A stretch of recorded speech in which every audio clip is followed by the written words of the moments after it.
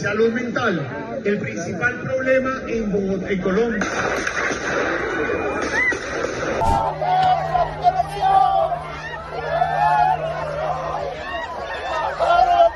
On the 8th of June, horrifying visuals from Colombia showed an assassination attempt on a presidential candidate in that country.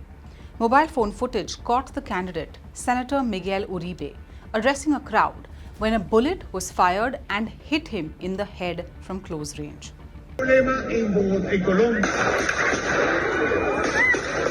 Uribe underwent an emergency brain surgery, but his condition continues to remain critical. Meanwhile, there is a new twist in this story, with the president of Colombia, Gustavo Petro, saying that he has found out that the senator's security was scaled down on the day of the attack. Taking to X, the Colombian president wrote a long post in which he also urged his detractors as well as the opposition from refraining from using Uribe's shooting and making it political. He wrote that Senator Uribe's protection detail was strangely reduced on the day of the attack from 7 to 3 people. The Security Council is now investigating this.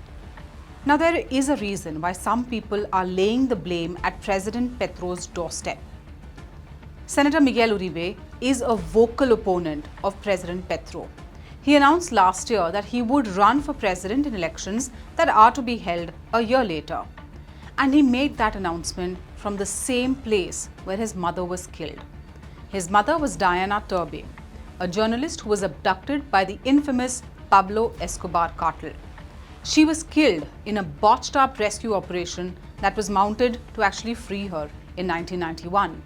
When he announced that he would run for president, he said he could have grown up with only revenge on his mind, but instead he chose to forgive but never forget.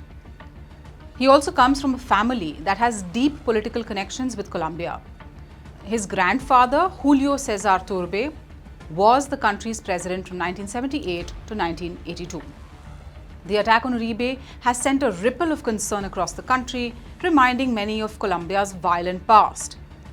Miguel Uribe, who's 39 years old and a senator, was campaigning in a park in Bogotá's Modelia neighborhood when the incident occurred. His wife, Maria Claudia Tarazona, has publicly asked for prayers for his recovery, emphasizing that he is fighting for his life. Authorities acted quickly, arresting a 15-year-old suspect at the scene.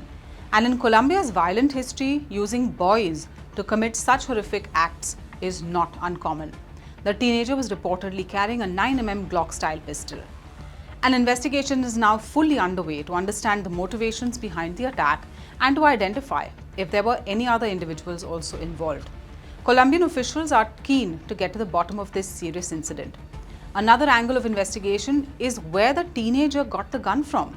Police have confirmed the gun was purchased in the United States.